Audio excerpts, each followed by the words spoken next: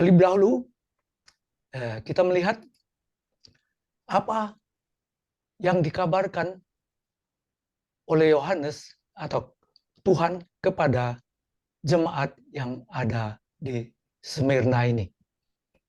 Dikatakan bahwa, dan tuliskanlah kepada malaikat jemaat di Smyrna, inilah firman dari yang awal dan yang akhir, yang telah mati dan hidup kembali. Nah, kita sudah sebut tadi, Smyrna mempunyai arti harum manis atau bau-bauan harum. Rasa ini ya, bau ini berasal dari yang namanya mur. Atau makanya di dalam Smyrna ada kata mir. Itu datang dari kata myron, ramuan Arab sebetulnya. Sumber salep aromatik dan dibakar sebagai dupa, juga ya digunakan untuk membalsam orang mati. Berasal dari pohon yang namanya balsam Odendron myrrha. Bahkan diberi istilah dari nama Dewi Anatolia, yaitu Samorna, yang disembah di kota ini. Nah, saat mur dihancurkan, ia mengeluarkan aroma yang harum. Ini adalah gambaran yang sempurna dari orang-orang kudus dari periode Smyrna ini. Sebagai hasil dari mati syahid mereka, orang-orang kudus diremukkan. Tetapi kematian mereka memberikan kesaksian yang harum tentang iman mereka kepada Kristus. Sebagai hasilnya, jutaan orang diyakinkan akan kebenaran iman para umat yang mati syahid. Dan sebagai akibatnya, jutaan orang juga menerima Kristus sebagai juru selamat dan Tuhan mereka. Dan dikatakan di sini, Kristus memegang kendali penuh. Dia adalah sang pemenang. Dia yang pertama dan terakhir. Awal dan yang akhir. Menunjukkan kemenangan penuh juru selamat. Dialah yang bersama umatnya di tengah-tengah api kesyahidan. Yang telah mati dan hidup kembali. Dia telah melewati pengalaman kematian yang mirip dengan kesengsaraan mereka sendiri, sehingga ia, Yesus, mampu sepenuhnya merasakan penderitaan umatnya. Nah, sepintas lalu, mari kita pergi mengunjungi kota Smyrna ini, atau sekarang namanya Izmir. Nah, itu letaknya kira-kira 50 km di utara kota Efesus.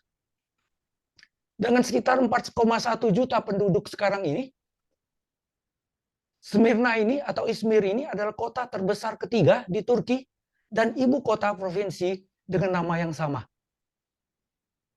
Letaknya di pantai Aegean, di Teluk Izmir. Itu adalah pelabuhan terbesar yang kedua di negara itu setelah Istanbul. Nah, Paulus dalam perjalanan misionarisnya yang ketiga melewati Smyrna dalam perjalanannya ke Makedonia sekitar tahun 55 setelah Kristus.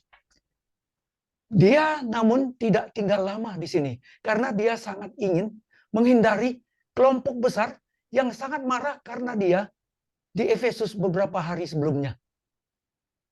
Meskipun demikian, sebuah komunitas Kristen berkembang di Smyrna. Kemungkinan besar anggotanya terdiri dari kawasan Yahudi. Kota ini adalah kota yang paling setia kepada Kekaisaran Romawi. Kota yang pertama yang membangun kuil untuk Dewi Roma dan pemujaan kaisar. Nah, sekarang kita mengunjungi ini di pusat kota, di Agora namanya. Nah, ada satu batu peringatan yang bertuliskan Aristophanes Aureliano Neokros Sevaston, yang menandakan bahwa ini dibangun oleh Aurelian, seorang yang membangun kuil dan adalah penjaganya. Nah, kita lihat juga di Smyrna ini yang apa yang kita temukan juga di kota Rom, yaitu ruangan di bawah tanah yang namanya katakombe. Nah, katakombe ini dibangun di bawah tanah. Ya. Nah, disinilah sebetulnya tempat pelarian bagi orang Kristen dahulu. Mereka bersembunyi di sini karena nanti kita lihat apa yang terjadi selanjutnya dengan orang yang mengikuti Kristus. Nah, beginilah kira-kira kelihatan ruangan di bawah tanah, ya, dan mereka disitulah menyembuhkan diri dari kaisar, dari para lawan mereka. Dan kita lihat di sini, namun mereka terpelihara karena air pun ada, ya, cukup air dan ruangan cukup dan terlindung karena kita lihat temboknya yang sangat kuat. Nah, ini di atasnya kita lihat ada bekas peninggalan bangunan kuno dulu mereka, dan kita ketemukan juga ini dari sisa bangunan basilika atau gereja, ya, gereja. Lalu kita ketemukan juga ada patung singa.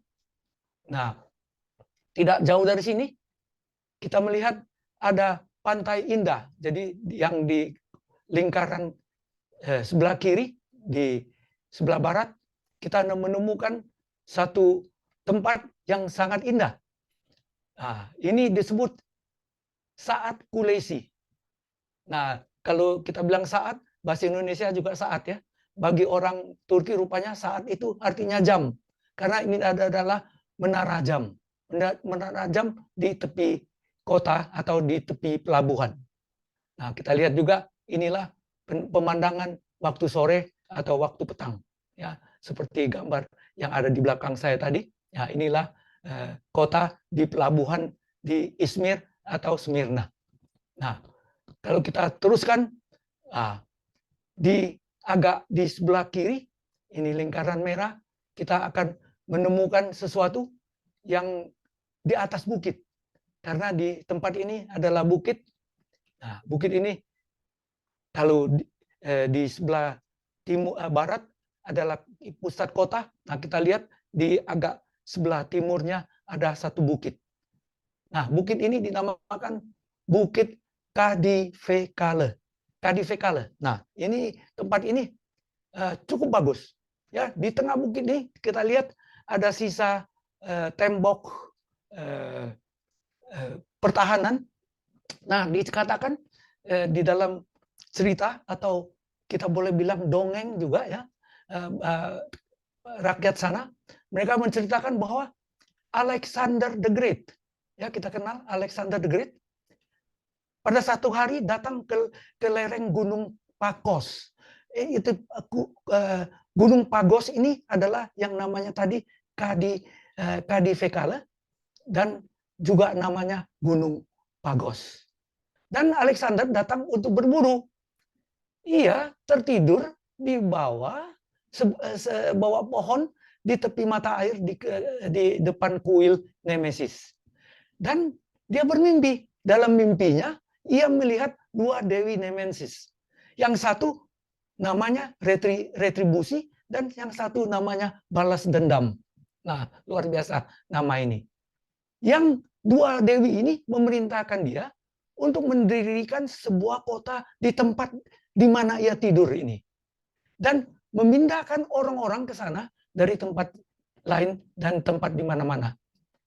Nah, menurut legenda, menurut dongeng ini juga, orang Smyrna mendengar lalu meminta nasihat tentang perintah dewi ini dari peramal terkenal yang bernama Apollo.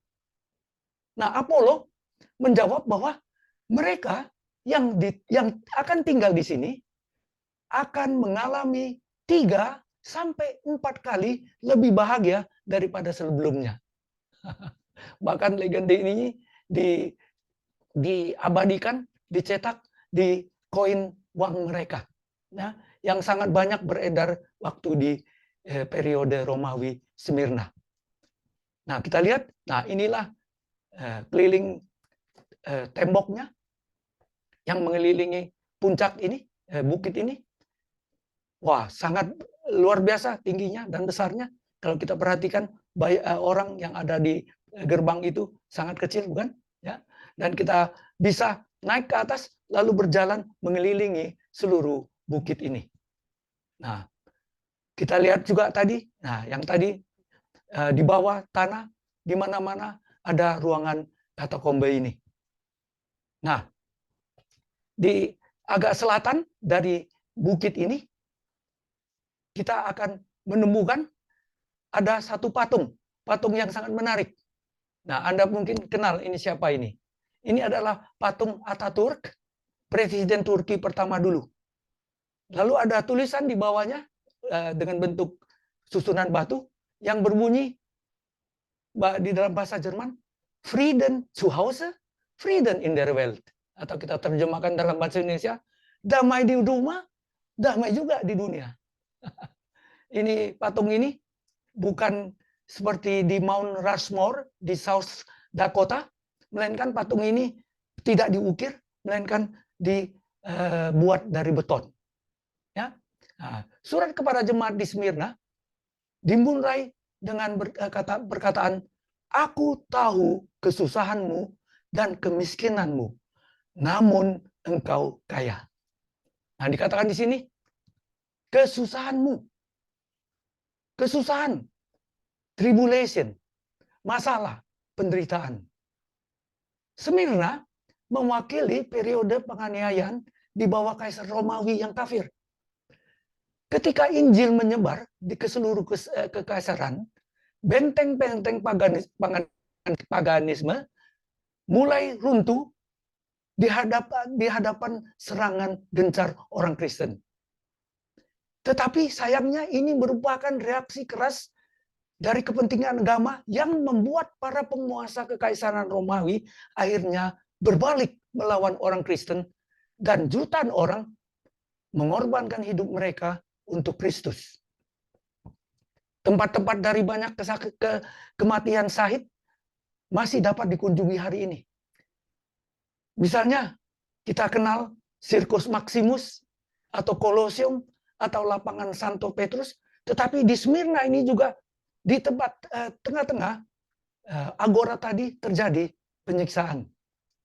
Kadang-kadang orang Kristen diikat ke tiang di sekeliling Kolosium misalnya, disiram bahkan dengan ter dan dibakar. Sementara binatang buas dilepaskan ke atas orang-orang lain yang berdiri di tengah-tengah arena. Namun ketenangan, keberanian, dan ketabahan yang luar biasa dari para martir Kristen merupakan bukti kuasa Kristus untuk menopang umat beriman. Ironisnya, sebagai akibatnya dari kesakitan ini atau kesaksian mereka, walaupun dalam kesakitan, banyak orang terpengaruh untuk menerima Injil. Konsekuensinya, muncullah pepatah yang mengatakan darah para martir adalah benih gereja. Dengan kasih dan pengabdian, ribuan para martir yang tidak disebutkan namanya pada periode ini, yang setia sampai mati. Lalu, Yohanes menulis, aku tahu kesusahanmu dan kemiskinanmu. Nah, kemiskinan ini bukan seperti kita, wah tidak punya uang ya, jadi miskin. Namun dari dasar kata Greka yang berbunyi petokeia, artinya kemiskinan bukan saja kemiskinan, namun kemiskinan yang hina. Mengapa? Hal ini menyinggung fakta bahwa selain mati syahid, harta benda mereka disita oleh pemerintah. Banyak orang Kristen terpaksa bersembunyi dan harus beribadah ke dalam kota katakombe. Banyak orang lain ada yang diusir ke tempat aman yang jauh, tapi meninggalkan rumah mereka selamanya. Mereka menderita dirusaknya barang-barang mereka, dan disita semua apa yang mereka miliki sebelumnya. Namun Ibrani 10 ayat 34 sudah juga mengamarkan kepada kita bahwa memang kamu telah turut mengambil bagian dalam penderitaan orang-orang hukuman, dan ketika harta kamu dirampas, kamu menerima hal itu dengan sukacita. Walaupun dirampas, disiksa, kamu menerima hal itu dengan sukacita. Sebab kamu tahu bahwa kamu memiliki harta yang lebih baik dan yang lebih menetap sifatnya. Mereka melarat, menderita, tersiksa. Mereka dilempari, digergaji, dibunuh dengan pedang. Mereka mengembara dengan berpakaian kulit domba dan kulit kambing sambil menderita kekurangan, kesesakan, dan siksaan. Namun Tuhan melalui Paulus memberi kita hiburan. Di dalam Yakobus 2 ayat 5 dikatakan, dengarkanlah, hai saudara-saudara yang kukasihi. Bukankah Tuhan memilih orang-orang yang dianggap miskin oleh dunia ini untuk menjadi kaya dalam iman dan menjadi ahli waris kerajaan yang telah dijanjikannya kepada barang siapa yang mengasihi dia? Orang Smyrna tidak memiliki kekayaan materi, namun mereka kaya secara rohani. Dengan pengorbanan diri mereka mengumpulkan harta di surga. Sebaliknya, sekarang ini, gereja kaya secara materi, tetapi secara rohani miskin dan buta dan telanjang. Ini adalah salah satu pelajaran besar dari sejarah. Ketika gereja berada dalam kesengsaraan, ia kaya secara rohani. Namun ketika gereja makmur, ia miskin secara rohani. Hal ini menjelaskan sampai batas tertentu mengapa Tuhan mengizinkan penganiayaan. Hal ini memfokuskan pikiran orang percaya pada aspek kebenaran yang paling penting, yaitu dimensi rohani. Itu juga menjelaskan mengapa agar dapat layak kita untuk diangkat ke sorga. Gereja akhir zaman harus terlebih dahulu melewati masa kesusahan yang akan meningkatkan fokus rohaninya. Dan fitnah mereka yang menyebut dirinya orang Yahudi, tetapi yang sebenarnya tidak demikian. Sebaliknya, mereka adalah jemaat iblis. Dikatakan di sini, menerima fitnah, blasphemy, yang artinya pembicaraan jahat di belakang, baik tentang Tuhan atau manusia. Dikatakan di sini orang Yahudi. Nah, mungkin kita tidak menyadari bahwa sebetulnya istilah Yahudi mempunyai arti yang sangat indah.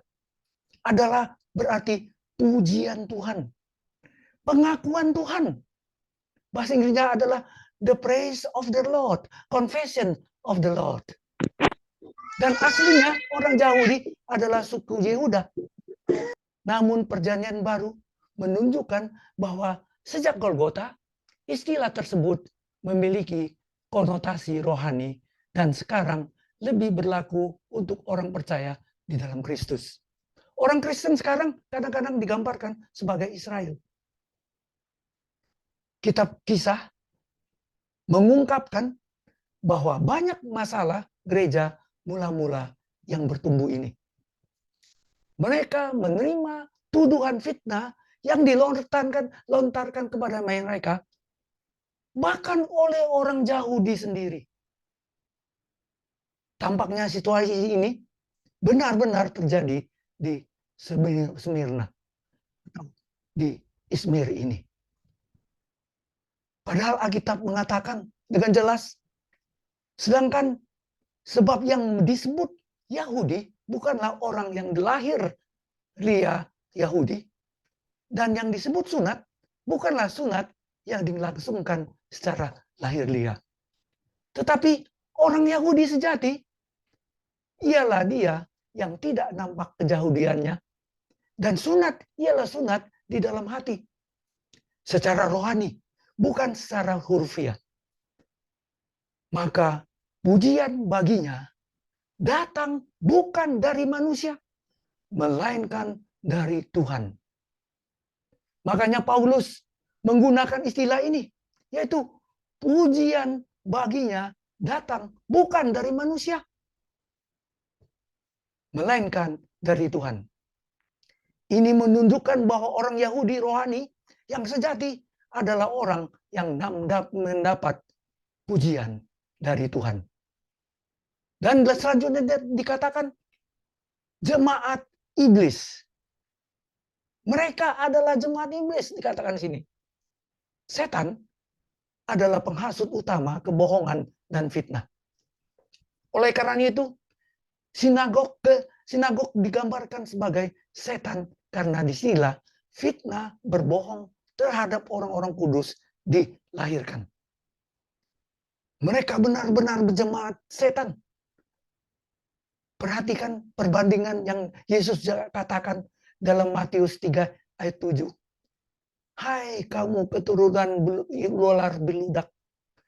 Siapakah yang mengatakan kepada kamu bahwa kamu dapat melarikan diri dari murka yang akan datang? Sebagai pusat kehidupan komunal Yahudi adalah sinagog. Tidak diragukan lagi merupakan tempat di mana banyak rencana jahat dibentuk terhadap orang Kristen. Nama setan berarti penuduh atau musuh. Kita baca di dalam Wahyu 12:10. Karena telah dilemparkan ke bawah siapa? Pendakwa saudara-saudara kita.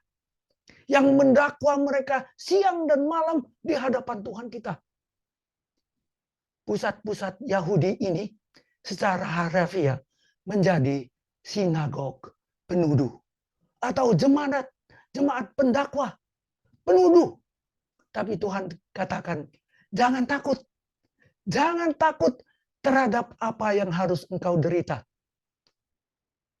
Reaksi awal yang mungkin kita miliki terhadap peringatan ini adalah takut. Kata takut. Pikiran tentang penderitaan. Oh gitu. Khususnya mati syahid. Secara alami membangkitkan rasa takut. Naluri mempertahankan diri menciptakan ketakutan. Namun salah satu ciri yang mencengangkan dari banyak syuhada adalah keberanian mereka saat menghadapi kematian. Alasannya adalah bahwa ketika Tuhan memanggil orang suci untuk bersaksi tentang iman mereka melalui kemartiran, Roh Kudus memadamkan rasa takut dan memberikan keberanian yang berasal dari supranatural. Dengan kualitas iman itu, mereka mampu menghadapi singa tanpa gentar. Yohanes 6 ayat 33 mengatakan, semuanya kukatakan kepadamu, supaya kamu beroleh damai sejahtera dalam aku. Dalam dunia kamu menderita penganiayaan, tetapi kuatkanlah hatimu. Aku mengalahkan dunia. Akan menderita. Ada penderitaan. Rupanya gereja Smyrna telah menjadi target penting fitnah Yahudi. Orang-orang Kristen di sana pasti mengetahui penganiayaan yang sudah berkecamuk di tempat lain. Itulah sebabnya mereka mengatakan dalam bentuk kata kerja. Di sini diterjemahkan menjadi ketakutan. Yang menunjukkan bahwa mereka sudah ketakutan. Namun Kristus menghibur mereka dengan jaminan bahwa meskipun ada penganiayaan, mereka tidak perlu takut. Matius 5 ayat 10-12 mengatakan, berbahagialah orang yang dianiaya oleh sebab kebenaran, karena merekalah yang mempunyai kerajaan surga. Berbahagialah kamu jika karena aku kamu dicela dan dianiaya dan kepadamu difitnahkan segala yang jahat. Bersukacita dan bergembiralah, karena upahmu besar di sorga, sebab demikian juga telah dianiaya nabi-nabi sebelum kamu. Lalu diteruskan, sesungguhnya iblis akan melemparkan beberapa orang dari antaramu ke dalam penjara, supaya kamu dicobai, dan kamu akan beroleh kesusahan selama 10 hari. Nah, kita sudah pelajari yang lalu apa artinya dicobai. Dicobai tidak lain adalah diuji. Ya, dicobai, diuji. Setan akan membuat mereka dianiaya untuk membujuk mereka melepaskan iman mereka. Tuhan akan mengizinkan penganiayaan sebagai saran untuk menguatkan dan membuktikan keaslian iman mereka. Meskipun setan mengamuk melawan gereja, tangan Tuhan mencapai tujuannya. Ada kurang lebih 13 kaisar, penguasa kerajaan Romawi yang menyokong penganiayaan umat Kristen. Kita tidak dapat menelusuri satu persatu, tetapi berapa ingin singgung. Di sini beberapa di antaranya. Yang pertama adalah Trajan. Trajan ini adalah kaisar Romawi. Dia menetapkan hukum resmi pertama Romawi terhadap kekristenan. Trajan menguraikan prosedur untuk berusaha untuk berurusan dengan orang Kristen, yang pada waktu itu merupakan perkumpulan agama ilegal. Dia memerintahkan agar pejabat Romawi tidak memburu orang Kristen, tetapi jika orang dibawa ke di hadapan mereka untuk pelanggaran lain dan terbukti bahwa mereka adalah orang Kristen, maka mereka harus dieksekusi, kecuali mereka menarik kembali iman mereka. Peraturan ini meskipun tidak ditegakkan oleh semua provinsi, namun tetap menjadi hukum sampai saat Konstantin mengeluarkan dekret toleransi pada tahun 313 setelah Kristus. Jadi orang Kristen terus-menerus menjadi sasaran kemungkinan penangkapan dan kematian mendadak karena iman mereka.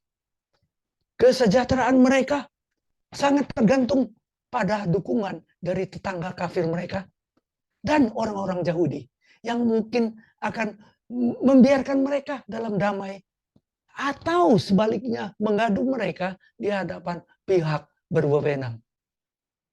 Kaisar tidak mengambil inisiatif untuk menganiaya orang Kristen, tetapi mengizinkan perwakilannya sendiri dan otoritas lokal untuk mengambil tindakan seperti yang seperti mereka inginkan terhadap orang Kristen. Hukum ini membuat orang-orang Kristen tergantung pada belas kasihan berbagai pemerintahan lokal di mana mereka tinggal.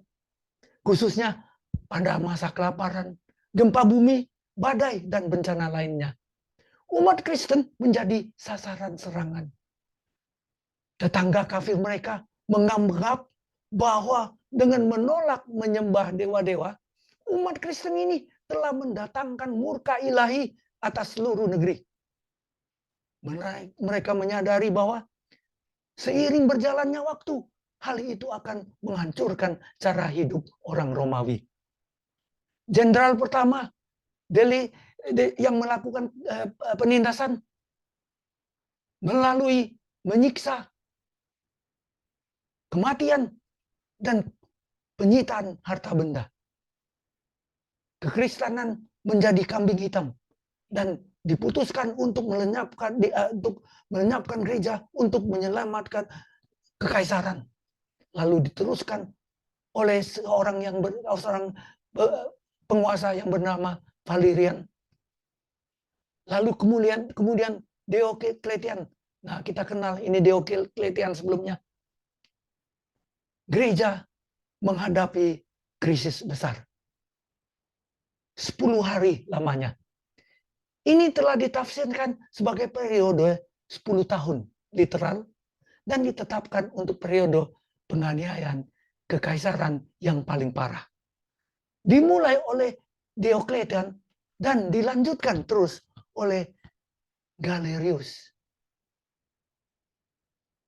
Dikatakan ini adalah upaya untuk menghapus kekristenan dengan cara membakar kitab suci, menghancurkan gedung-gedung gereja, melucutkan jabatan kalau mereka ketahuan bertobat ke dalam kekristenan, dan memenjarakan mereka. Para penguasa ini percaya bahwa gereja telah tumbuh sedemikian besar dalam kekuatan dan popularitasnya di kekaisaran, sehingga jika kekristenan tidak segera dimusnahkan, cara hidup tradisional Romawi akan lenyap dan kekaisaran itu sendiri akan hancur. Akibatnya, mereka meresmikan hukum yang dirancangkan untuk memusnahkan gereja. Dekret pertama Diocletian terhadap orang Kristen dikeluarkan pada tahun 303 yang melarang praktek agama Kristen di seluruh kekaisaran. Penganiayaan dimulai di dalam dan menyebar ke seluruh kekaisaran. Selama pemerintahan Diocletian ini ia menjadi begitu sombong karena keberhasilannya, sehingga dia memerintahkan agar dia sendiri harus disembah sebagai Tuhan. Dia mengklaim bahwa dia adalah saudara matahari dan bulan. Menghiasi sepatunya dengan emas dan batu permata berharga. Lalu memerintahkan orang-orang untuk mencium kakinya yang berselat batu tersebut. Itu berlanjut selama tahun dari 303 sampai 313. Periode ini dapat dipahami sebagai penggenapan prediksi bahwa gereja Smyrna akan mengalami kesusahan selama 10 hari. 10 hari melambangkan 10 tahun, karena dalam nubuatan simbolis 1 hari melambangkan 1 tahun. Daniel 7 ayat 25.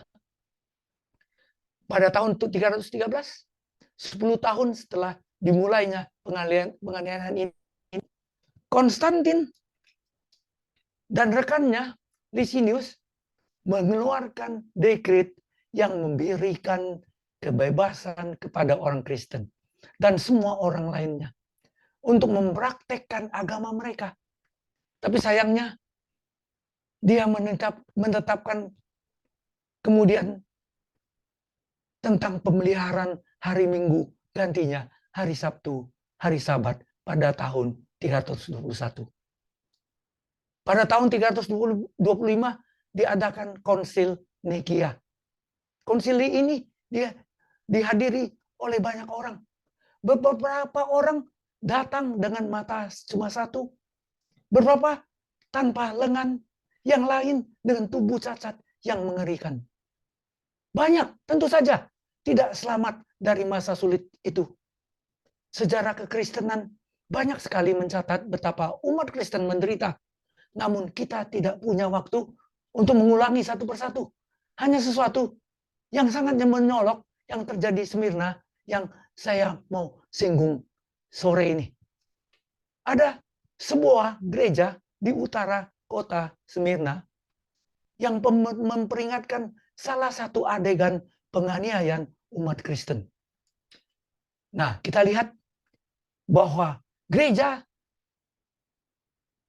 mengalami banyak penderitaan. Para pemimpin Yahudi bahkan mereka mengilhami orang lain untuk menolak Injil, dan mereka terus melakukannya selama berabad-abad. Kebohongan yang mereka lontarkan dengan kejam menanamkan ketakutan di benak orang-orang kafir tentang iman Kristus. Antara lain, membuat orang-orang menyalahkan orang-orang Kristen atas bencana alam yang menimpa masyarakat. Jadi mereka malahan takut tadinya dengan orang Kristen. Namun penganiayaan Rasul Yohanes yang kita ketahui oleh Kaisar Domitian ini sebenarnya disebabkan oleh tuduhan palsu oleh orang Yahudi kepada Kaisar. Orang-orang Yahudi juga memainkan peran utama dalam kematian atau kematian syahid seorang yang bernama Polikarpus atau Polikarp yang saleh, yang merupakan murid setia dari Rasul Yohanes. Nah, kita ketahui betapa banyak siksaan yang mereka hadapi, terlebih dibawa ke arena menjadi pertunjukan. Nah, Polikarpus ini dilahirkan di Smyrna dan kemudian menjadi uskup di kota Smyrna ini. Ia adalah murid Rasul Yohanes dan juga sahabat Ignatius. Kalau kita membaca tentang Ignatius, dia adalah murid yang sangat berdedikasi atas surat-surat Paulus dan Injil Yohanes. Dia menyatakan bahwa setiap gereja tidak tergantung dari otoritas manusia. Dia tidak pernah menyebut para pendeta sebagai imam. Sebagai orang yang sangat tua, dia ditangkap, diadili, dan dihukum.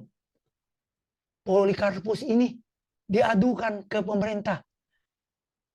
Dan diadili dengan tuduhan karena menjadi seorang Kristen.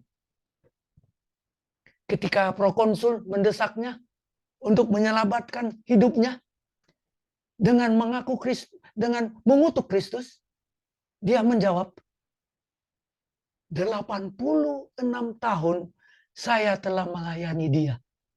Dan dia tidak pernah melakukan kesalahan apapun. Bagaimana saya bisa menghujat raja saya yang menyelamatkan saya? Hakim enggan membunuh seorang lelaki tua yang lembut. Namun dia tidak punya pilihan lain. Polikarp dibakar hidup-hidup. Dan anehnya, ketika api menolak untuk memakannya, maka akhirnya dia dibunuh dengan pedang dan kemudian baru dibakar sampai terbakar. Kata-kata akhirnya ia mengatakan, aku mengucapkan berkat bagimu karena engkau telah menganggap aku layak hari ini dan jam ini terhitung di dalam antara para martir dan mengambil bagian dalam cawan Kristus, kebangkitan untuk hidup yang kekal bagi jiwa dan tubuh yang binasa dalam Roh Kudus.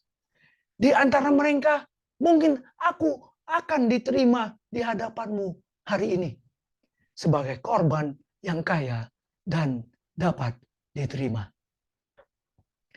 Meskipun dia akan dibakar pada hari Sabat, orang-orang Yahudi sedemikian gilanya demi hukuman mati Polikarp, sehingga mereka malahan datang dalam jumlah besar ke stadion, bahkan membawa kayu bakar untuk api, di mana Polikarp mati dengan begitu luar biasa. Nah, sekarang ada bangunan gereja ini menjadi peringatan bagi Polikarp di kota Izmir atau Smyrna ini. Inilah gambar di dalamnya, sangat indah. Nah, inilah kalau kita masuk dari pintu masuk. Dan kita perhatikan, saya mau menyatakan ini, di mana kami sempat di gereja ini mengabar Injil dengan lagu. Pada tahun 2012 kami sempat double quartet menyanyikan pujian-pujian kepada Tuhan di gereja ini. Dengan cukup banyak pengunjung yang datang juga. Nah, seterusnya dikatakan, hendaklah engkau setia sampai mati, dan aku akan mengaruniakan kepadamu mahkota kehidupan. Dikatakan di sini bahwa engkau terus menang, terus setia, dan engkau akan menerima mahkota kehidupan. Mahkota dalam bahasa aslinya, dalam bahasa Greka berbunyi stema, yang berarti karangan bunga kemenangan. Nah, karangan bunga kemenangan ini bukan mahkota pemerintahan. Kata ini digunakan untuk karangan bunga yang diberikan kepada pemenang dalam permainan Yunani. Sport Yunani. Itu adalah simbol hadiah yang diberikan kepada pemenang dalam perjuangan melawan setan. Ungkapan mahkota kehidupan. Mahkota kehidupan adalah mahkota bukti kemenangan atas iblis. 2 Timotius 4 ayat 8 mengatakan, sekarang telah tersedia bagiku mahkota kebenaran yang akan dikaruniakan kepadaku oleh Tuhan, hakim yang adil pada harinya. Tetapi bukan hanya kepadaku, melainkan juga kepada semua orang yang merindukan kedatangannya. Siapa bertelinga, hendaklah ia mendengar apa yang dikatakan Roh kepada jemaat-jemaat. Barang siapa menang, ia tidak akan apa-apa oleh kematian yang kedua. Dia punya telinga untuk mendengar. Kita mempunyai telinga untuk mendengar. Dia yang punya telinga. Siapa yang punya telinga? Kita yang punya telinga.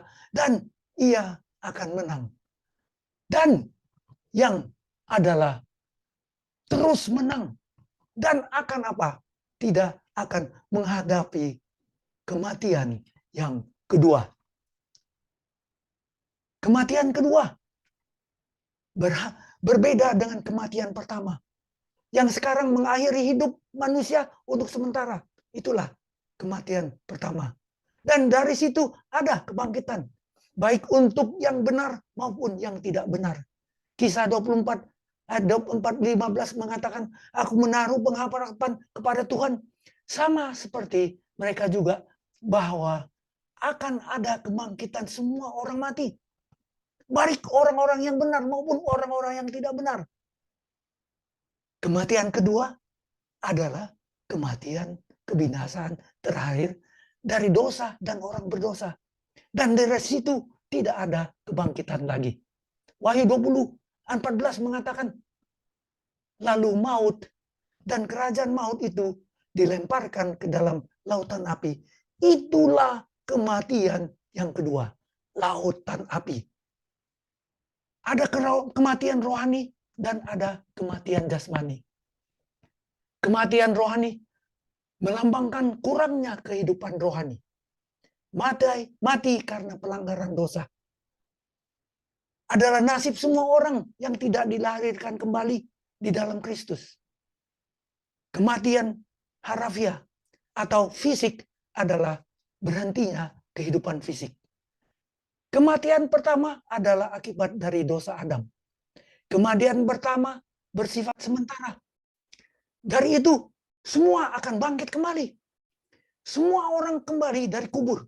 Tidak ada pilihan sama sekali. Semua orang kembali dari kematian. Namun kita memiliki pilihan kapan kita kembali. Ada dua kebangkitan. Kebangkitan pertama dan kebangkitan kedua. Kebangkitan untuk hidup atau kebangkitan untuk penghukuman. Kita memiliki pilihan tentang kebangkitan mana yang kita ikut. Mereka yang sama, yang setia kepada Kristus kembali dalam kebangkitan pertama ke kehidupan kekal. Mereka yang kembali pada kebangkitan kedua, bagaimanapun kembali untuk hukuman. Hukuman ini akan menjadi kematian kedua. Kebangkitan ini terjadi pada akhir 1000 tahun, yaitu milenium. Dan kematian terjadi, kemudian adalah kehancuran di dunia, danau api, dari kematian ini tidak ada pemulihan. Wahyu 21:8 mengatakan, tetapi orang-orang penakut, orang-orang yang tidak percaya, orang-orang keji, orang-orang pembunuh, orang-orang sundal, tukang-tukang sihir, penyembah-penyembah berhala, dan semua pendusta, mereka akan mendapat bagian mereka di dalam lautan yang menyala-nyala oleh api dan belerang. Inilah kematian yang kedua. Nasib akhir dari yang tidak diselamatkan bukanlah siksaan abadi, melainkan penghinaan, penghentian hidup, kebinasaan total. Kehancuran ini adalah kehancuran kekal. Aku tahu kesusahanmu dan kemiskinanmu.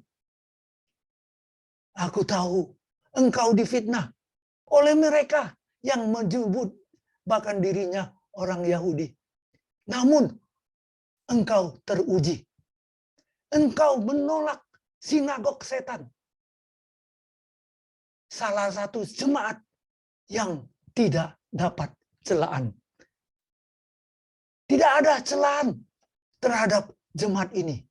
Namun kata Alkitab, kamu kaya karena kamu kaya dalam kebenaran.